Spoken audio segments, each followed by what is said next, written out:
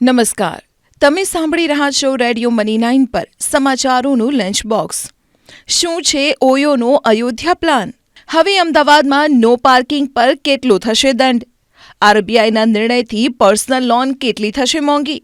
આ સિવાય પણ બિઝનેસ અને ફાઇનાન્સ સાથે જોડાયેલા ઘણા સમાચારો છે અમારી પાસે. તો ચાલો ખોલીએ સમાચારોનું લંચ બોક્સ.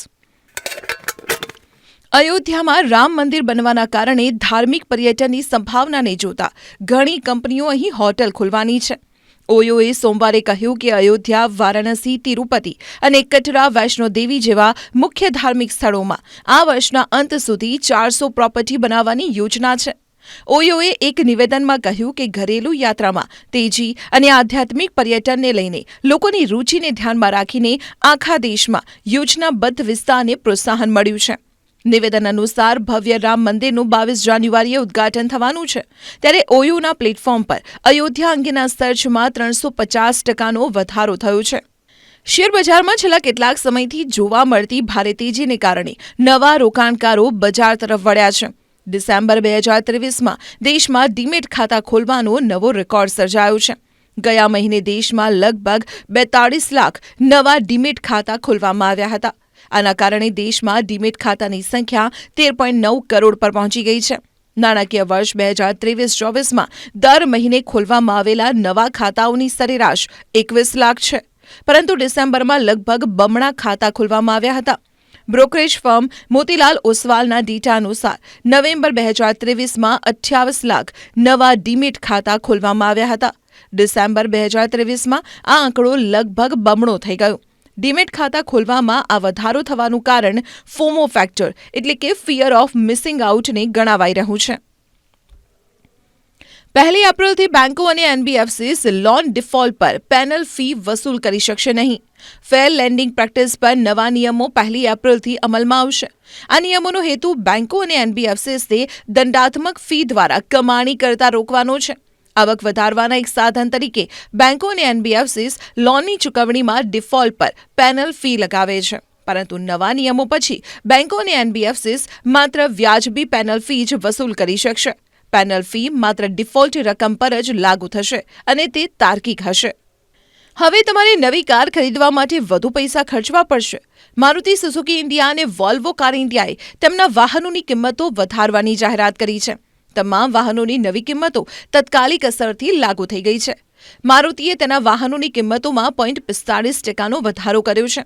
મારુતિના વાહનોની કિંમત 3.45 લાખથી 28.42 લાખ રૂપિયાની વચ્ચે છે. વોલ્વો ઇન્ડિયાએ તેના વાહનોની કિંમતમાં 2% વધારો કર્યો છે. વોલ્વોએ તેના ઇલેક્ટ્રિક વાહનોની કિંમતમાં કોઈ ફેરફાર નથી કર્યો.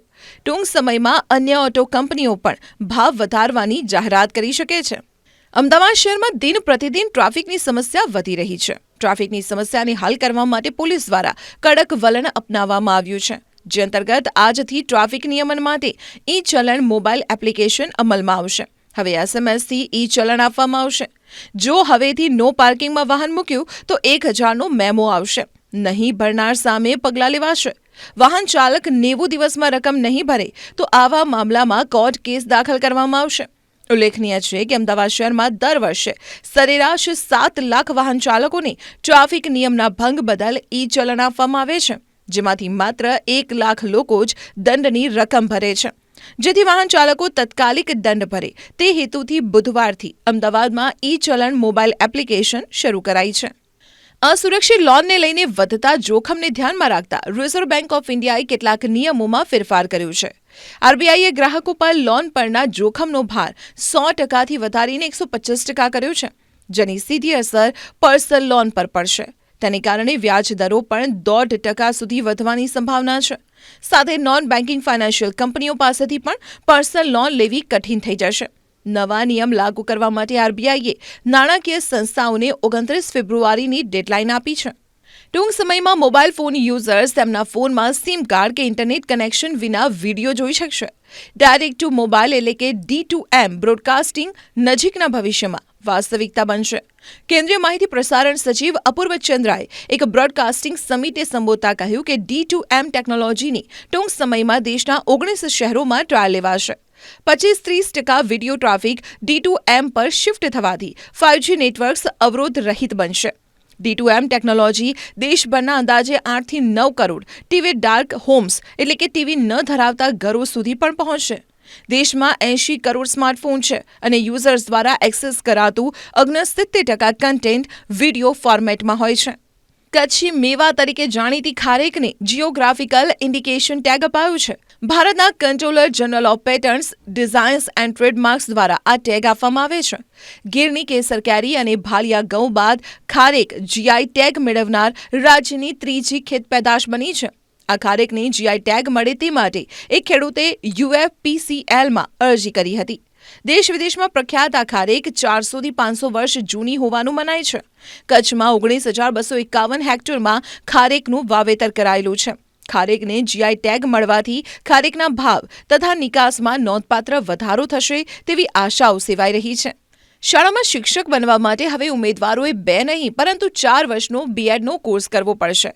રાષ્ટ્રીય શિક્ષણ નીતિ 2020 અનુસાર હવે 2 વર્ષીય બીએડના કોર્સને વિસ્તૃત કરીને 4 વર્ષીય ઇન્ટિગ્રેટેડ બીએડ કોર્સમાં પરિવર્તિત કરી દેવામાં આવ્યો છે.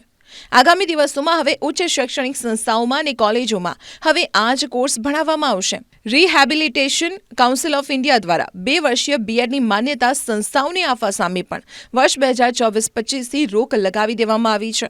તમામ સંસ્થાઓએ 2030 સુધીમાં 4 વર્ષના બીએડની માન્યતા લેવી પડશે. 2 વર્ષના બીએડ અને સ્પેશિયલ બીએડ અભ્યાસક્રમો સંપૂર્ણપણે બંધ થઈ જશે. ગુજકેટની પરીક્ષાને લઈ એક મહત્વપૂર્ણ સમાચાર આવ્યા છે. ધોરણ 12 પછી લેવાતી ગુજકેટની પરીક્ષાના ફોર્મ ભરવાની તારીખ લંબાવાઈ છે. હવે 22મી જાન્યુઆરી સુધી ફોર્મ ભરી શકાશે. ગુજરાત માધ્યમિક અને ઉચ્ચતર માધ્યમિક શિક્ષણ બોર્ડ ગાંધીનગર દ્વારા degree engineering, degree, diploma pharmacy અભ્યાસક્રમોમાં પ્રવેશ મેળવવા માંગતા A, B અને AB ગ્રુપના HSC વિજ્ઞાન પ્રવાહના ઉમેદવારો માટે ગુજરાત કોમન એન્ટ્રન્સ ટેસ્ટ 2024ની પરીક્ષાના ફોર્મ ભરવાની છેલ્લી તારીખ 16 જાન્યુઆરી 2024 હતી, પરંતુ હવે તે તારીખ લંબાવવામાં આવી છે. એટલે કે હવે 22મી જાન્યુઆરી સુધી ફોર્મ ભરી શકાશે. તો સમાચારોના લંચ બોક્સમાં આજે માત્ર આટલું જ. તમે સાંભળતા રહો રેડિયો મની 9. અમે લઈએ વિદાય. નમસ્કાર.